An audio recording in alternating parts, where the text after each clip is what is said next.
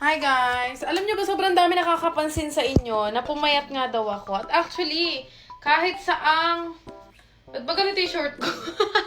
Kalimutan nyo na yung short ko, guys. So, actually, kahit saan na may makakita sa akin, talagang sinasabi nila pumayat daw ako, ganyan. Ang laki daw ng pinayat ko. Nakauwi lang namin, guys, galing ng Savoj. Tapos, alam nyo ba, ang dami ko talagang na-receive na compliment na, "Hoy, ang nipis mo, Mengay!" Totoo.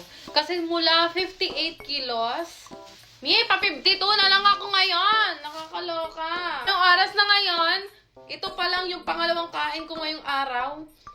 Anak, shoota, panis pa. Calorie deficit kasi ko, guys. As in, bukod, hindi na ako nakakatakbo eh. Pero ang number one secret ko, sa mga nagtatanong, secret reveal kung bakit ako pumayat. Paulit-ulit tayo, Shepu Apu ang sagot dyan.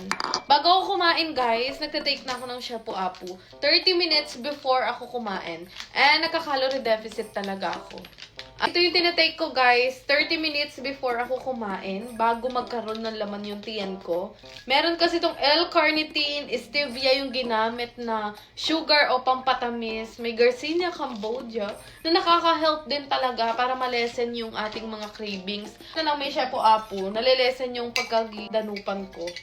Ang sagot sa mga tanong nyo, guys, Shepu Apu. Okay.